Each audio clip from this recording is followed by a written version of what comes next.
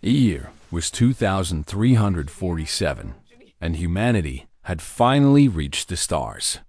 For centuries, humans had looked up at the night sky and wondered if they were alone. They built telescopes and sent radio signals into the darkness. They dreamed of meeting other beings, of learning from ancient civilizations, of finding their place in the universe. When the answer finally came, it arrived not as a distant signal, but as a fleet of ships appearing above Earth's moon. Ambassador Una stood on the observation deck of the United Earthship Harmony, watching the alien vessels grow larger on the view screen. She was 53 years old, with silver streaks in her black hair and calm eyes that had seen too much war on Earth. She had spent her entire career bringing peace to warring nations. Now she would try to bring peace between species. "They call themselves the Galactic Concord," said her aide, a young man named Junho. He was reading from his tablet, his hand shaking slightly. 12 different species. They've been watching us for almost a century. "Watching," repeated Captain Taiho from behind them. He was the military commander of the Harmony, a tall man with a scarred face and suspicious eyes. "You mean spying?" "They were being careful," Una said. "Can you blame them?" "We have not exactly been a peaceful species." Taiho grunted. He did not like this mission. He had argued for bringing warships, for showing strength. But the United Earth Parliament had chosen diplomacy. They had chosen Una. "Ambassador," Junho said, "we are being hailed." The view screen changed. Instead of stars, it now showed a face that was not human at all. The being was tall and thin, with skin like polished metal and 4 arms folded across its narrow chest. Its head was shaped like a triangle, with 3 large eyes that seemed to look everywhere at once. "I am High Arbiter Kos of the Velith," the creature said. Its voice was smooth and cold, like wind over ice. "We welcome humanity to the galactic community." Una bowed her head politely. "I am Ambassador Una of Earth. We are honored to meet you, High Arbiter. We come with open hands and open hearts." Kos made a sound that might have been laughter. "Yes, we have observed your species for some time. You are interesting, young, emotional, violent." His 3 eyes focused on her. "But perhaps you can be civilized." Behind her, Una heard Taiho's teeth grind together. She kept her face smooth and pleasant. "We hope to learn from you," she said. "We have so many questions about the universe." "And we have rules," Kos replied. "Many rules. You will follow them, yes?" "Of course." The first meeting with the Galactic Concord took place on a massive station orbiting a dead star. Una walked through corridors filled with creatures she had never imagined. Some were beautiful. Some were terrifying. All of them looked at the humans with curiosity, with amusement, with something that felt very much like pity. The Velith, she learned quickly, were the most powerful species in the Concord. They had been traveling the stars for over 10,000 years. To them, humanity was like a child who had just learned to walk. "You may colonize worlds in the outer spiral," Kos told her during the negotiations. He pointed to a holographic map of the galaxy. The outer spiral was far from everything, a region of space filled with dead rocks and cold, empty systems. "These worlds are unclaimed. There is nothing there," Una said carefully. "What about the systems closer to the core?" "We noticed several habitable worlds that appear uninhabited. Those are reserved," Kos said. His voice did not change, but somehow it became colder. "The rules are clear, Ambassador. Young species begin at the edges. You may work your way inward. In time. How much time? 1,000 years. Perhaps 2. Una wanted to argue. She wanted to point out that humanity had come so far, so fast, that they deserved better than scraps. But she looked at the Velith guards standing at the edges of the room, at their weapons that could probably destroy the Harmony with a single shot, and she swallowed her pride. "We accept," she said. Taiho was furious when she returned to the ship. "You let them treat us like animals," he said, pacing the conference room. "Like pets they are allowing into their house." "I kept us alive," Yuna replied. She was tired. So very tired. "Did you see their weapons? Their ships? They could destroy Earth in an afternoon. So we should just accept whatever they give us?" "For now, yes." Yuna looked out the window at the alien station, at the ships of a dozen species moving past. "We are children here, Taiho. Children do not fight adults. They wait. They learn. They grow. And then?" Yuna did not answer. But somewhere deep inside her, in a place she did not like to visit, she wondered the same thing. For 30 years, humanity played by the rules. They colonized the barren worlds of the outer spiral, building cities on frozen moons and mining asteroids for precious metals. They sent diplomats to the Concord, always smiling, always polite. They traded with the elder races, accepting whatever prices were offered, never complaining. Dr. Jisoo was a xenosociologist who studied the alien cultures. She worked in a small office on Earth, reading reports and analyzing data. What she found troubled her deeply. "They are keeping us weak," she told her colleague, a tired man named Hyan. "Look at the trade agreements. Every piece of technology they sell us is at least 100 years old. They are giving us their garbage." "Maybe that is all they think we can handle," Hyan said. "No." Jisoo pulled up more data on her screen. "I have compared our progress to other young species. The Milani were given access to advanced medical technology within 10 years of joining the Concord. The Theron received FTL engine upgrades after only 5. We have been members for 30 years, and they still treat us like we just arrived. What are you saying?" Jisoo hesitated. This was dangerous ground. If she was wrong, her career was over. If she was right, "I am saying they are afraid of us," she said quietly. "They are deliberately keeping us contained."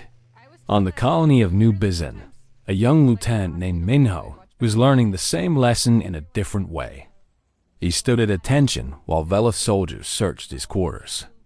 They did this every week, looking for what they called unauthorized technology. In 30 years of inspections, they had never found anything. But they kept searching anyway.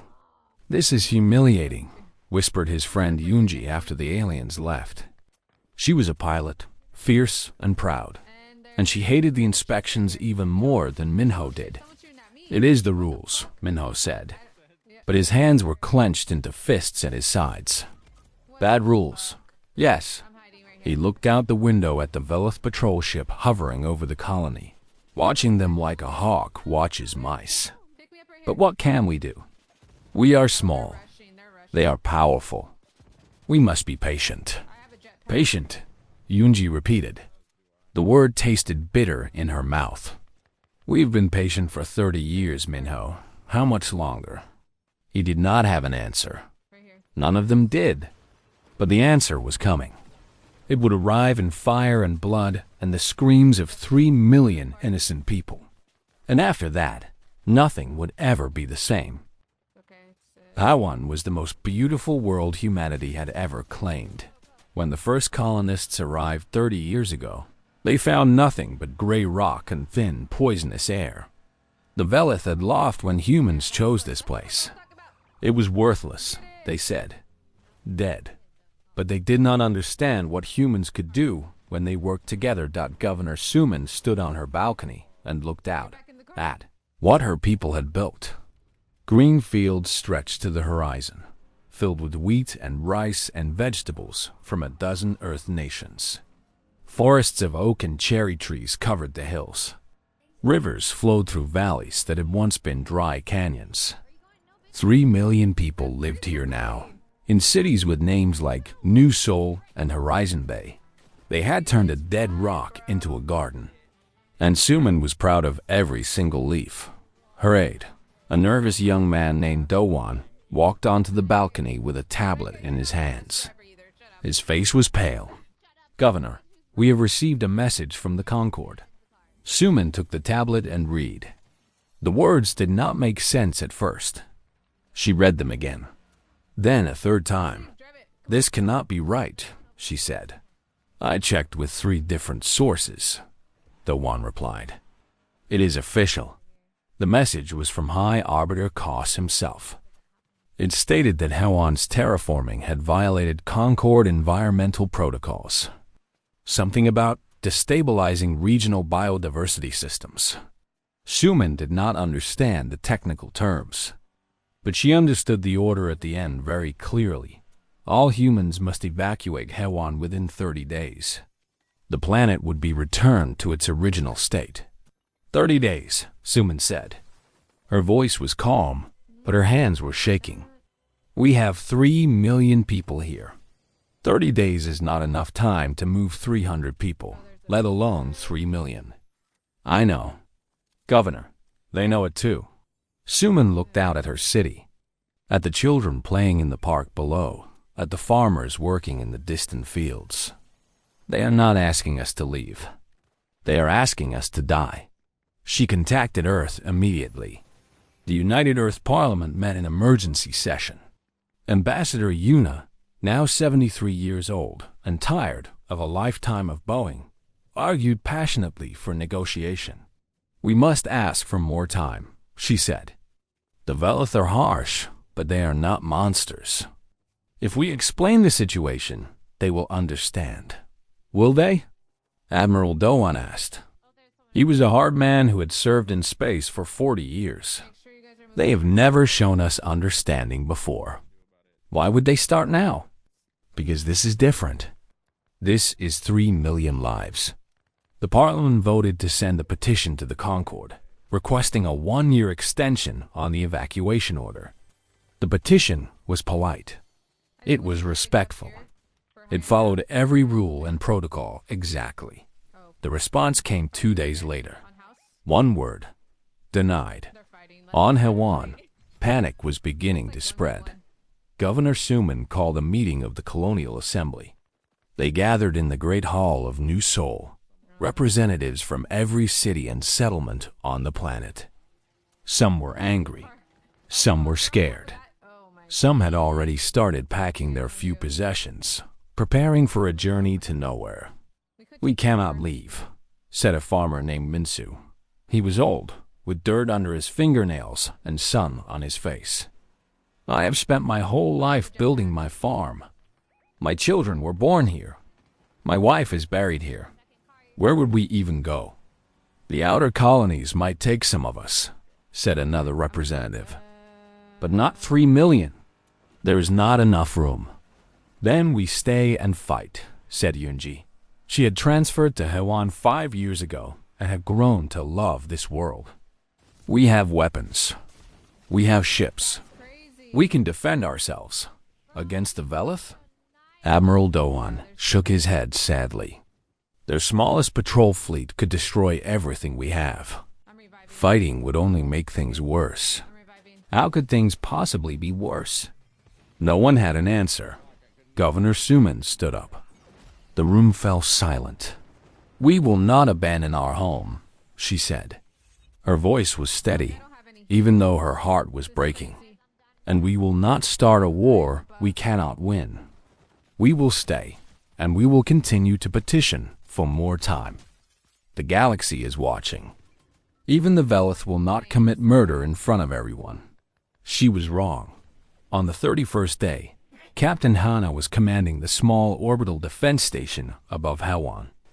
It was a modest facility with a few old weapons and a crew of 50. Its job was to watch for pirates and asteroids. It was not designed to fight a war. At 0600 hours, her sensor officer reported incoming ships. How many? Hannah asked. 27, Captain. All Velith warships. Hannah felt her stomach drop. Open a channel.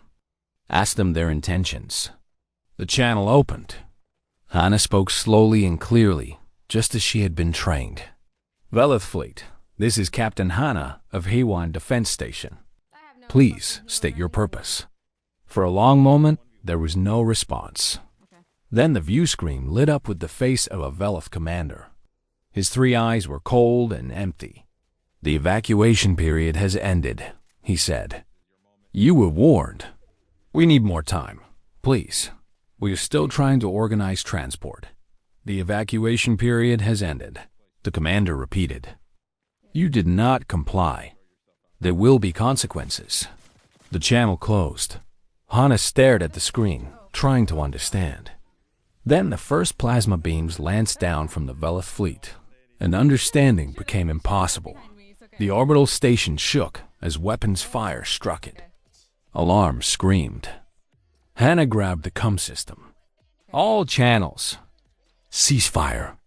Please, ceasefire. There are civilians down there. Children, please." No one answered. On the surface of Hawan, Governor Suman watched the sky turn to fire. She was in her office when the bombardment started.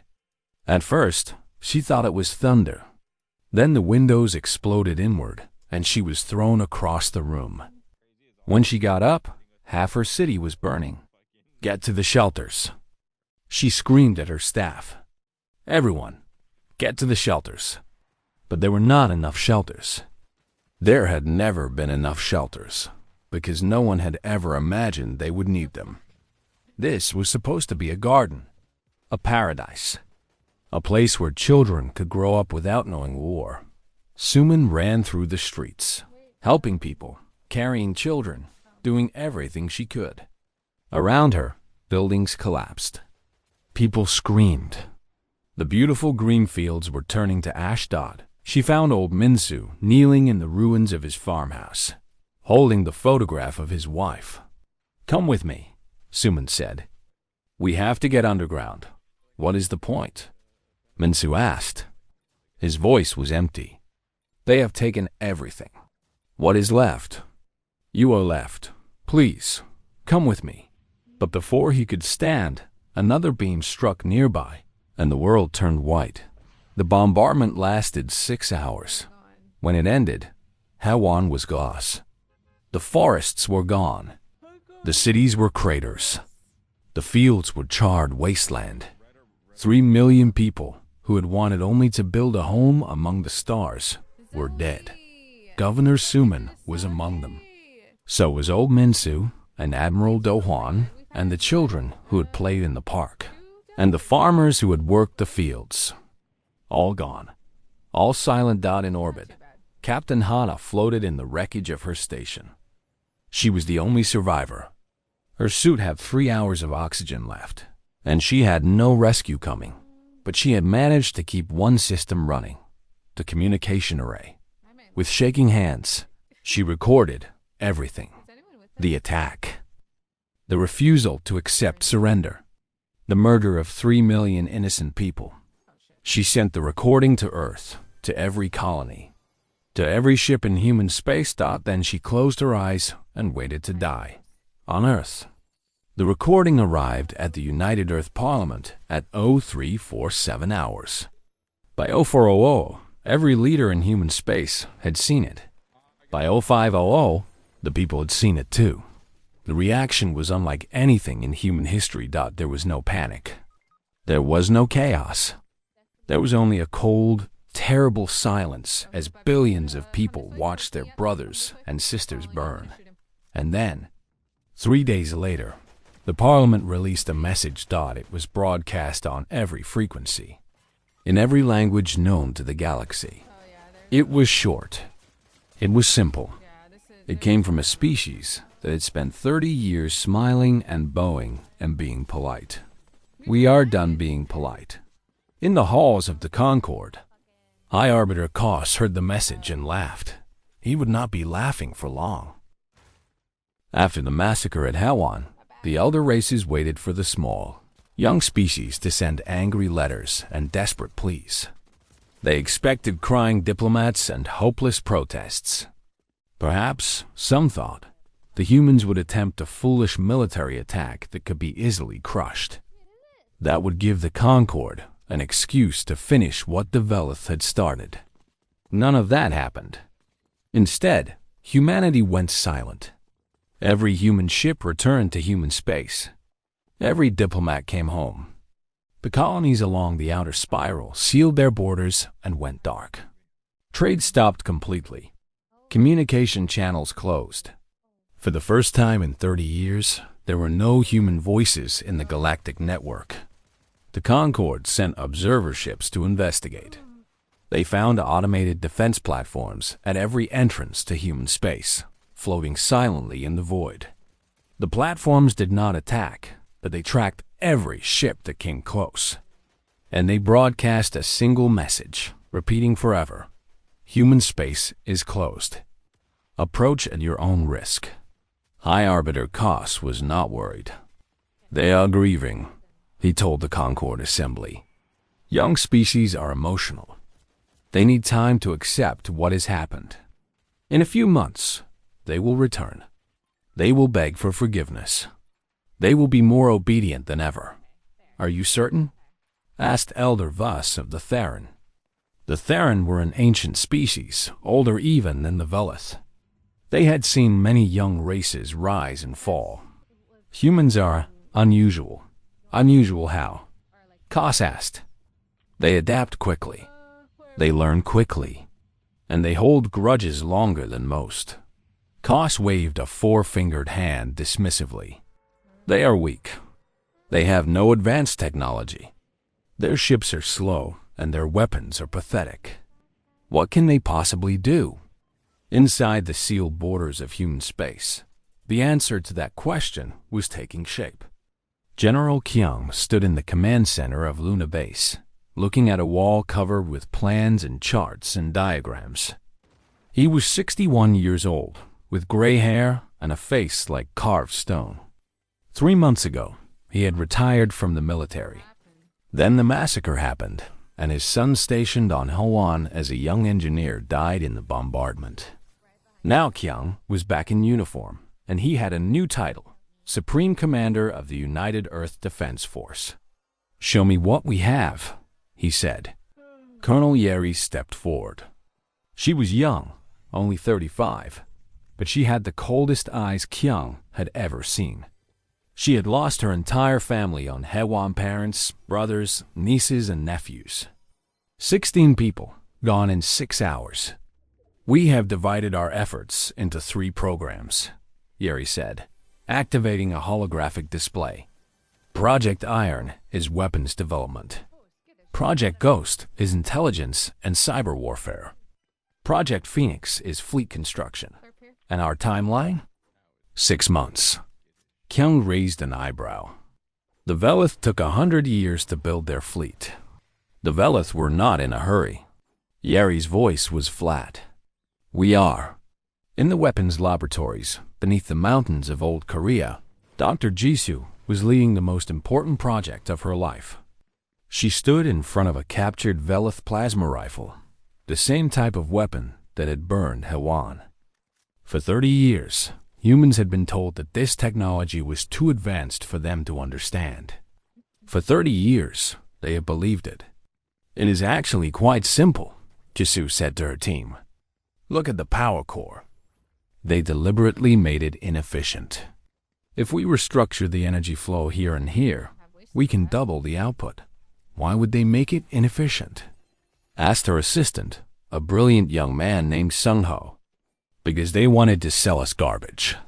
Jisoo pulled up more data on her screen. Every piece of technology they traded us was deliberately weakened. They kept us dependent. They wanted us to think we needed them. But we do not? Jisoo smiled. It was not a pleasant smile. The human brain is the most complex computer in the known universe. We have been solving problems for 200,000 years. The Velith have been in space for 10,000. Do you know what that means? Sung-ho shook his head. It means they are lazy. They found solutions long ago and stopped looking for better ones. We have been looking for better solutions every single day of our existence. She picked up a prototype weapon from her workbench. In 6 months, our weapons will be better than theirs. In a year, our ships will be faster. In 5 years, they will wonder how they ever thought they were superior. In the asteroid belt, factory ships worked around the clock. Engineer Minho had transferred from New Bizen after the massacre. He had not been able to stay in the colonies, surrounded by Velith patrol ships, pretending that everything was normal. Now he spent his days building the tools of humanity's revenge. The Reaper-class battleship, said the lead designer, a woman named Bora. She projected a hologram of an angular, aggressive-looking vessel. It is ugly, I know, but beautiful ships are built to impress. This ship is built to kill. How does it compare to Velith warships? Minho asked. Their largest cruisers carry 40 plasma cannons and have shields rated to withstand 100 terajoules. Bora smiled grimly. The Reaper carries 120 cannons, and our new shields can take 3 times that punishment. Plus, we have something they have never seen. She highlighted a section of the ship near the engines. Railguns. Primitive by their standards, just metal slugs accelerated to a fraction of light speed. But their shields are designed for energy weapons. A railgun round will go through them like a knife through paper. Minho stared at the design. How many of these are we building? As many as we can. Every factory in human space is working on nothing else. In the training facilities of Mars, young pilots were learning to fight. Yoonji had volunteered for the combat program the day after she heard about Hwan. Her friend Minho had been stationed there. He had died in the first hour of the bombardment. Now she flew simulator missions until her hands cramped and her eyes burned, mastering combat maneuvers that no human had ever attempted. Again, said her instructor, an older pilot named Jiho, you are still thinking like a civilian. In combat, there is no fairness, no rules, only survival. I know, Yoonji said. Do you? When you face a Velith fighter, will you hesitate because your weapons might hit an escape pod? Will you hold back because killing seems wrong? Yoonji closed her eyes and saw Minho's face, saw the pictures of burning cities, saw children running from fire that fell from the sky. No, she said. I will not hesitate. Good. Again. On Earth, in a bunker beneath the Parliament building, Director John Ho and his team were waging a different kind of war. They called it Project Ghost, and its purpose was information. For 30 years, the Velith had controlled what humanity knew about the galaxy. They filtered the news. They censored the research. They decided which species humans could talk to and which ones remain mysterious. We have cracked their communication protocols, Junho reported to General Kyung during a secure video call. We can read every message in the Concord network. They have no idea we are listening. What have you learned? The Velith are not as united as they appear. Several species in the Concord resented the Hwan massacre. The Milani, in particular, have been arguing for humanity's reinstatement. They think the Velith went too far. Can we use that? Already working on it. Junho pulled up another screen.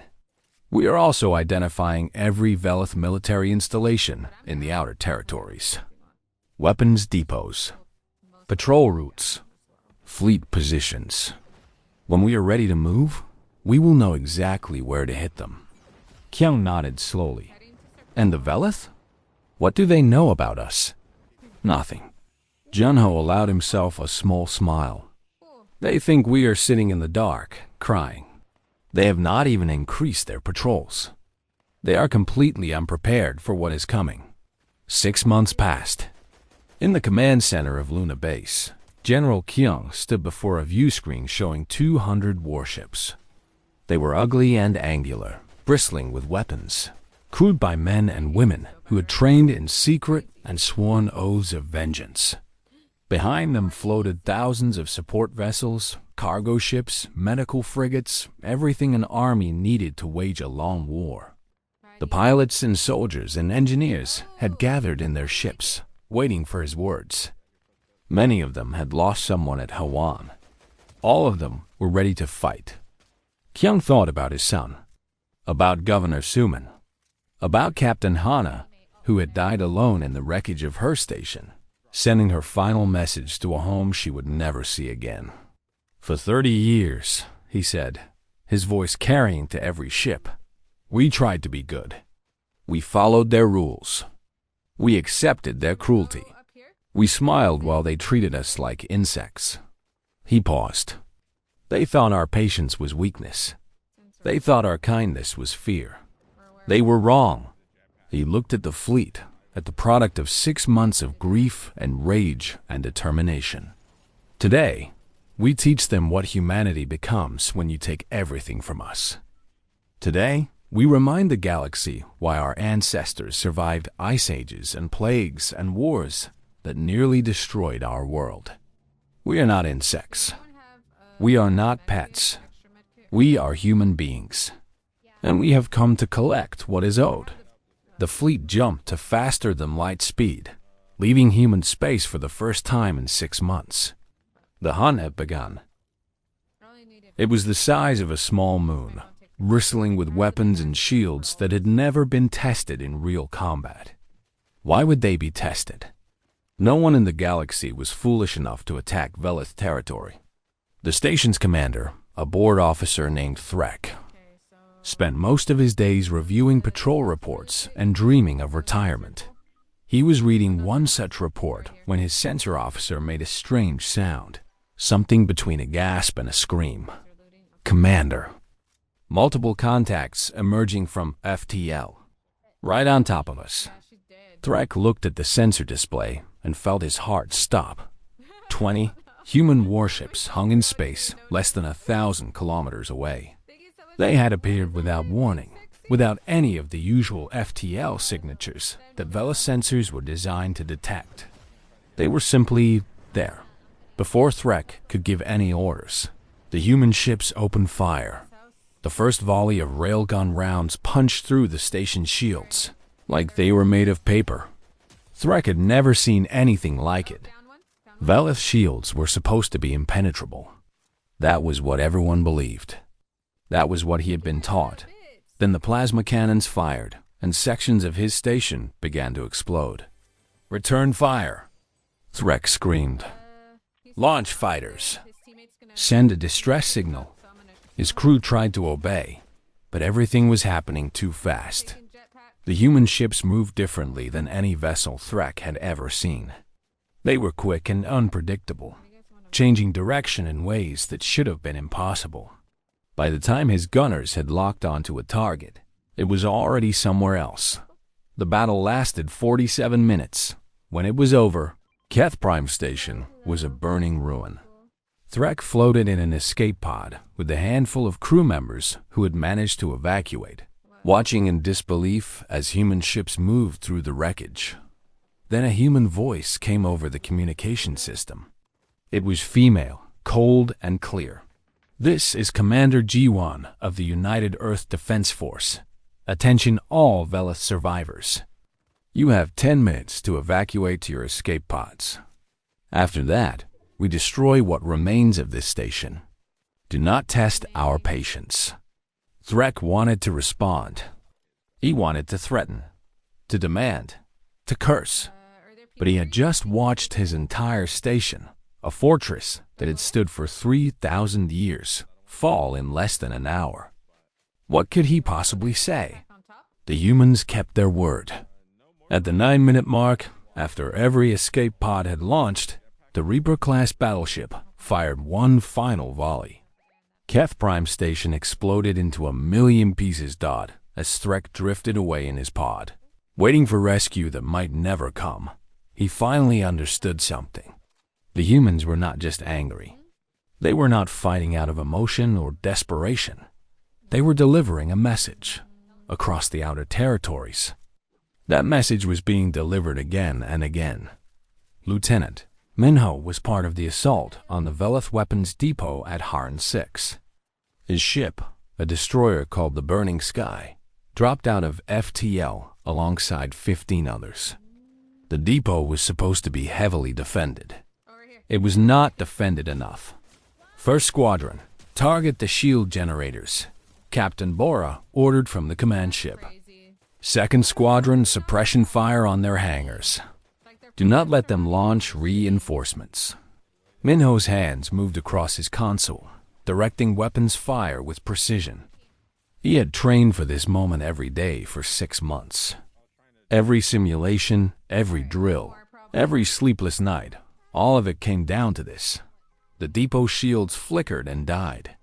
Human Marines, led by veterans who had lost everything at Hawan, stormed the facility. They moved with cold efficiency, neutralizing resistance and securing the weapon stores. "Remember your orders," Boris said over the comm.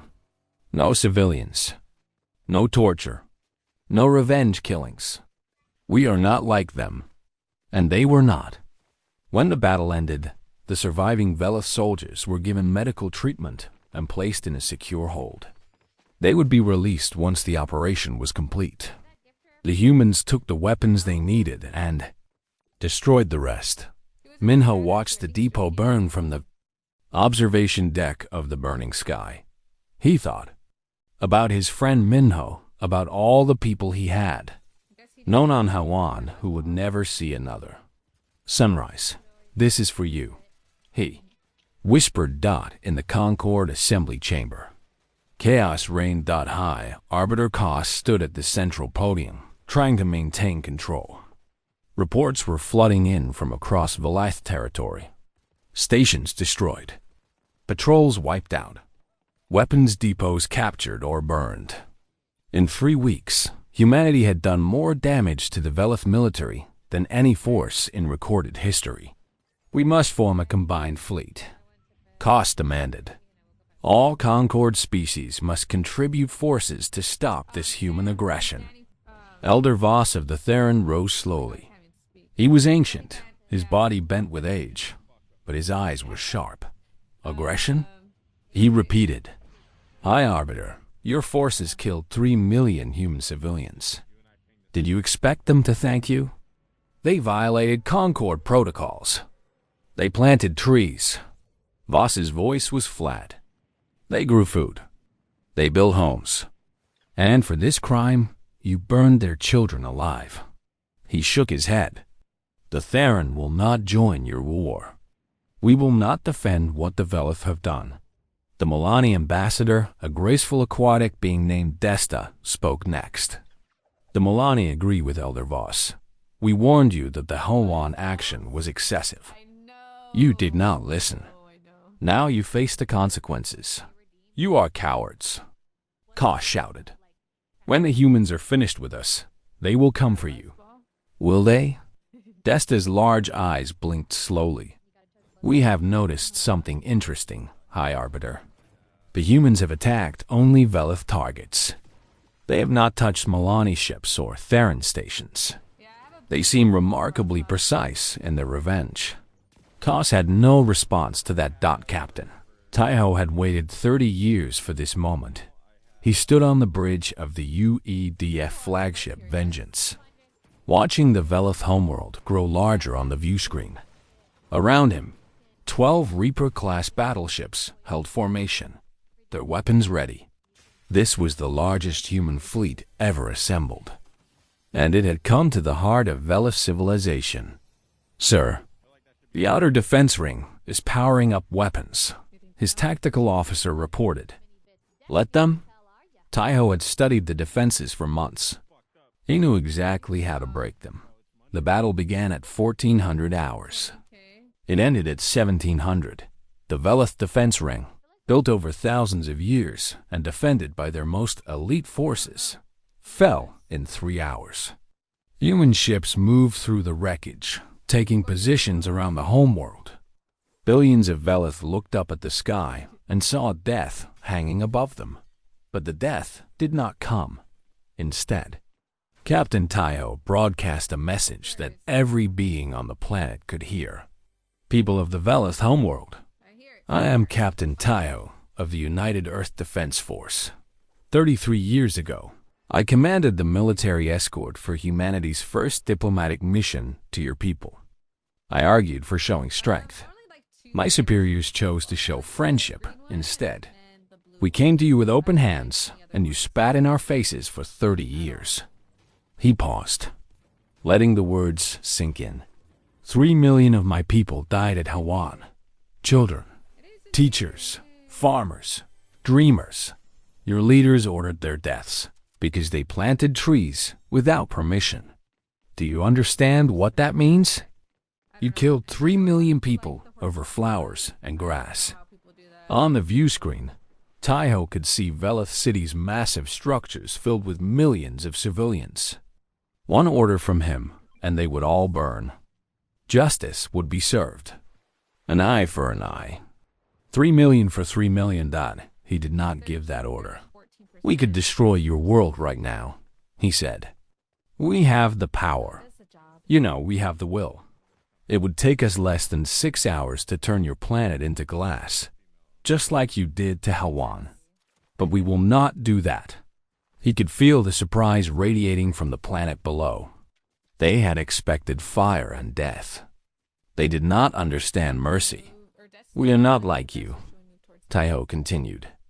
We do not murder civilians. We do not burn homes. We came here to deliver a message, not to commit genocide. The message is simple. This war ends when your leaders face justice for what they did at Hawan. Not before. Not until every person responsible for ordering that massacre stands trial for their crimes. He took a deep breath. You have been told that humans are weak. You have been told that we are primitive, emotional, easy to control. Look at your sky. Look at your dead defense ring. Ask yourselves if those things are true. He allowed himself a small, cold smile. We will be watching. We will be waiting. When you are ready to talk peace, you know how to find us. The Vengeance and its fleet jumped away, leaving the Velith homeworld intact. Behind them, an entire species began to question everything they had ever believed. In the weeks that followed, the Velith military collapsed. Their commanders, trained to fight predictable wars against known enemies, could not adapt to human tactics. Human ships appeared from nowhere, struck hard, and vanished before reinforcements could arrive. Human hackers infiltrated their communication networks, reading their orders and feeding them false information. Human soldiers, fighting for their dead, showed a level of determination that the comfortable Velith had never encountered. One by one, the Velith military installations fell. Not destroyed, captured, looted, and abandoned. The humans took what they needed and left the rest. They freed prisoners. They spared civilians. They acted with a discipline that shamed their enemies. Why do they not simply destroy us? Asked one captured Velith officer, speaking to his human guard. The guard, a young woman named Yeri, who had lost 16 family members at Hawan, looked at him for a long moment. Because we are not monsters, she said finally. No matter how much you deserve it. Not because humanity could not win faster. Their ships were better. Their tactics were sharper. Their soldiers fought with a cold fire that the Velith could not match. If the humans had wanted to end the war in 14 days, they probably could have done it. But that was not the point. General Kyung understood this better than anyone. He sat in his command center on Luna Base, watching reports flood in from across the galaxy. Every Velith military target had been destroyed or captured. Their fleet was in ruins. Their allies had abandoned them. They had nothing left but their homeworld and their pride. They are requesting a ceasefire, Colonel Yeri reported. She stood at attention, her face as cold as always. 14 months of war had not softened her. Nothing ever would. What are their terms? Unconditional. They will accept whatever we demand. Kyung nodded slowly. He had expected this. The Velith were a proud species, but they were not stupid. They could see when they were beaten. Set up a meeting, he said, but not on their terms. They come to Earth. They stand where we stood when they killed our people. 2 weeks later, High Arbiter Koss walked through the halls of the United Earth Parliament. He had never felt so small. Human guards lined the corridors, men and women in black uniforms with hard eyes. They did not speak. They did not threaten. They simply watched as Kos passed, their silence more terrifying than any words could be. The Parliament chamber had been rebuilt after the old one was destroyed by Velith sympathizers early in the war. It was larger now, made of white stone and glass, filled with light from windows that showed a blue earth sky. Representatives from every human nation sat in the gallery, watching as the Velith delegation entered. Ambassador Una sat at the head of the negotiating table. She was 84 years old now, with white hair and a face lined with decades of hope and disappointment. She had spent her whole career believing in peace. The Velith had taught her that peace meant nothing without strength. "Arbiter Kos," she said. Her voice was calm and cold. "Sit." Kos sat, his forearms folded nervously across his chest. Around him, his advisors looked just as uncomfortable. They had come to beg, and everyone in the room knew it. "Let us discuss terms," Una said. The negotiations lasted 3 days. The humans did not shout or threaten. They simply stated their demands and waited. When Kos tried to argue, when he tried to explain or justify, Una would raise one hand for silence and repeat, "Those are our terms. Accept or refuse." In the end, the Velith accepted everything. Full reparations for Hawan. Enough resources to build 10 new colonies. Enough money to care for the survivors and the families of the dead. Every last credit paid from Velith reserves. Surrender of all individuals responsible for ordering the massacre. This included 3 admirals, 7 governors, and High Arbiter Kos himself. They would stand trial under human law, judged by human courts, sentenced by human judges. Permanent Velith military disarmament. They would be allowed a small defense force, nothing more. Their warships would be scrapped. Their weapons factories would be converted. They would never again have the power to hurt anyone. And finally, humanity's elevation to full Concord membership, with veto power over any military action. Never again would a single species be able to order the destruction of innocent civilians.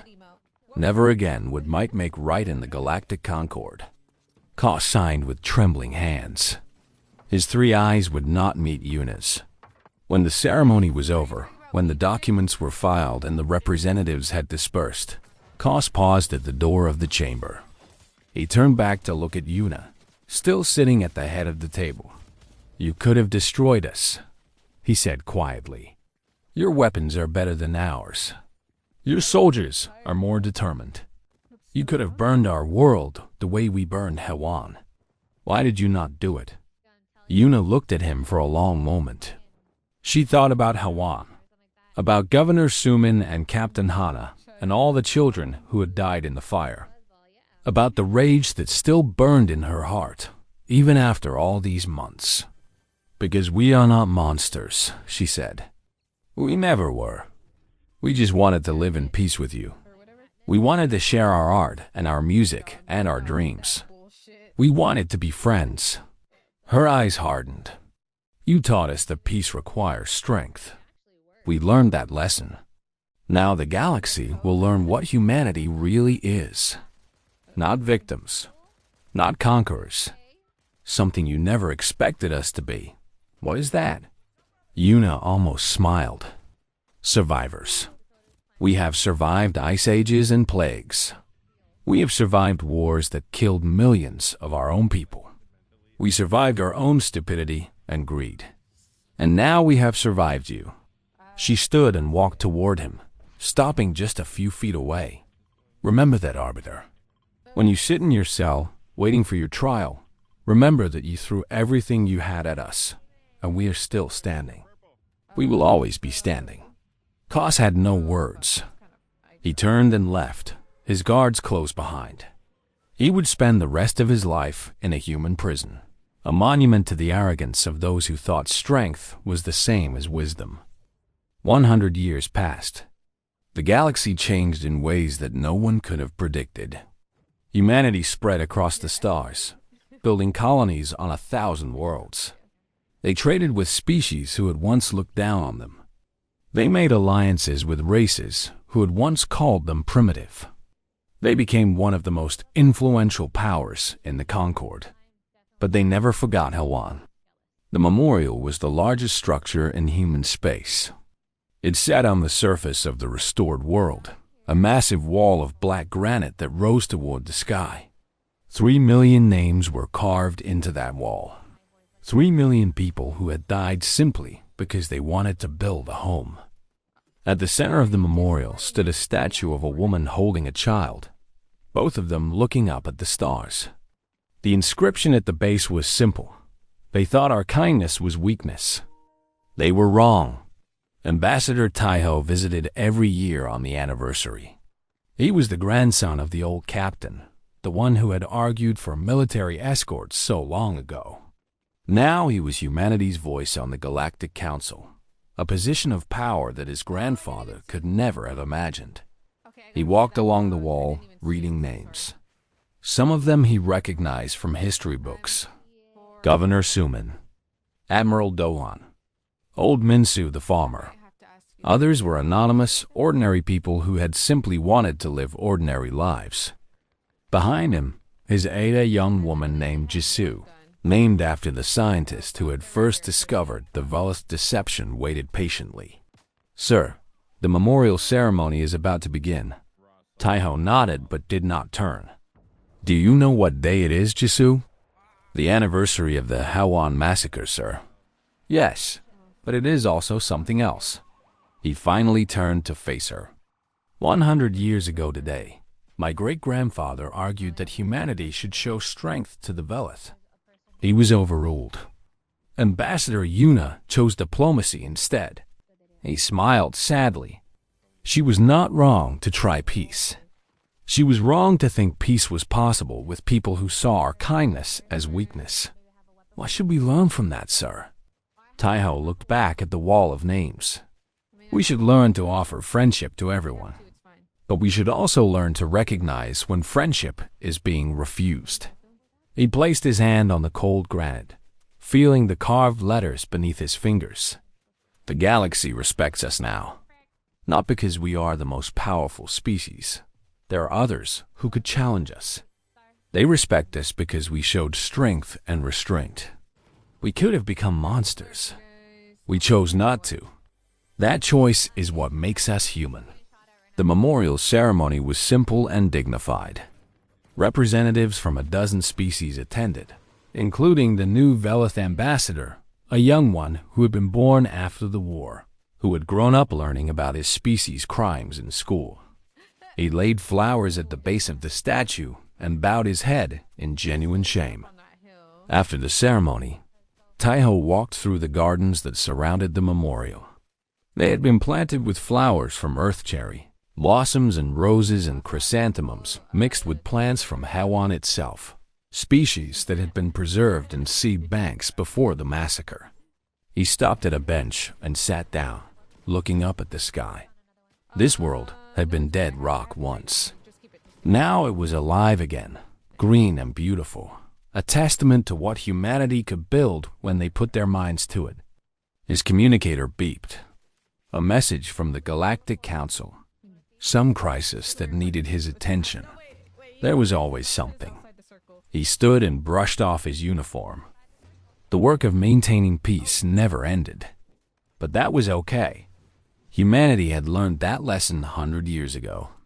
Peace was not given. It was earned. It was protected. It was fought for. And humanity would never stop fighting for it.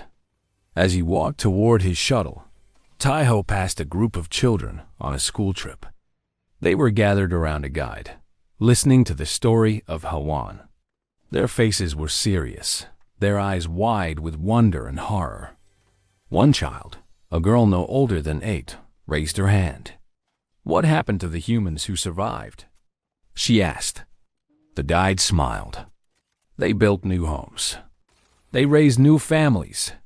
They remembered the people they lost, but they did not let grief destroy them. She gestured at the world around them. They built this memorial so that no one would ever forget. And they made sure that nothing like Hawan would ever happen again. Are we safe now? Another child asked. The guide nodded. We are safe because of the people who came before us. They showed the galaxy that we will not be bullied. We will not be destroyed.